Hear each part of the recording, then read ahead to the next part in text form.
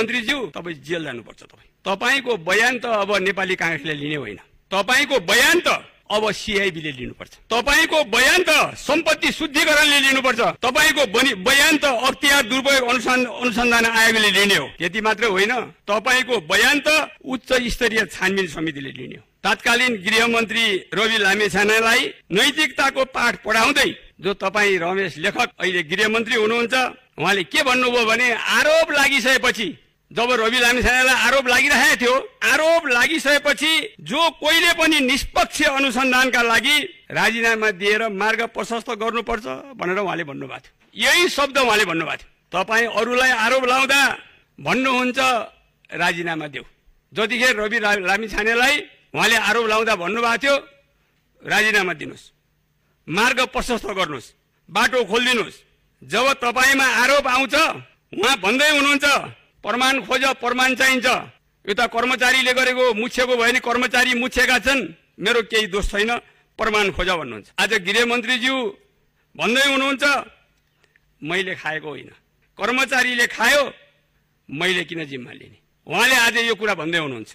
खाने बेला मिलेर खाने, दोष कर्मचारीले दिएर होला र गृहमन्त्रीज्यू तीर्थराज भट्टराई उहाँलाई नियन्त्रणमा लियो। गृह प्रशासनका अरू सारा कर्मचारीहरू पनि संलग्न भएको अहिलेसम्मको यो धेरै ठूलो भ्रष्टाचार हो। यो प्रकरणमा अचम्म छ, सबै कर्मचारी मिलेका छन्, अरू त अरू हो, ड्राइभर र शौचालयमा सरसफाई गर्ने कर्मचारीले पनि त्यहाँ भाग पाउने रहेछन्। सबैलाई भाग दिएपछि विवाद पनि नहुने, बाहिर कुरा पनि नजाने, कस्तो राम्रो तरिका, कस्तो राम्रो योजना। अझ त्यति मात्रै होइन, मध्यरातमा सेटिङमा महिलाहरूलाई उडाउने, अरू बेला उडाएपछि त्यहाँ थाहा हुन्छ, अरूले थाहा पाउँछन्, त्यहाँ पत्रकारले थाहा पाउँछन्, त्यहाँ अख्तियारले थाहा पाउँछ भनेर महिलाहरूलाई रातिमा मात्रै उडाउने। रकम बाँडफाँड गर्ने पनि छुट्टै समिति रहेछ, त्यहाँ एउटा 5 जनाको समिति हुन्छ रे रकम बाँडफाँड गर्ने, उठाउने समिति छुट्टै, बाँडफाँड गर्ने समिति छुट्टै, सबैले आफ्ना दर्जा र भूमिका अनुसार पैसा पाउने। यस्तो गम्भीर मामलामा बदनाम भएका अधिकृतलाई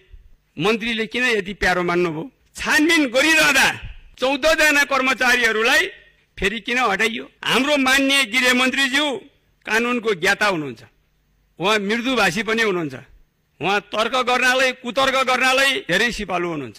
सबैभन्दा बढी नैतिकताका कुरा उठाउने कोही हुनुहुन्छ भने अहिलेको गृहमन्त्री रमेश लेखकजी हुनुहुन्छ।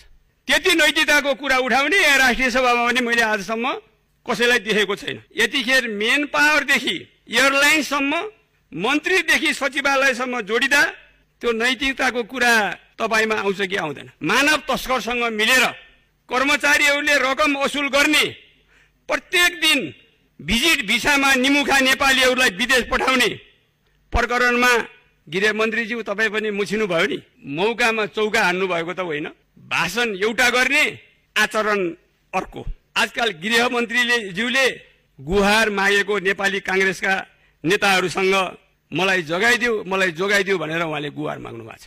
प्रमाण देऊ, म राजीनामा मात्रै होइन राजनीति छोड्छु। अरूले त प्रमाण चाहिँदैन, अरूको त कुरा उठ्ने बित्तिकै राजीनामा गर्नुपर्छ अरूले नैतिकताको आधारमा, तर उहाँलाई प्रमाण चाहिन्छ। नेपाली जनतालाई उहाँको राजनीतिसँग मतलब छैन।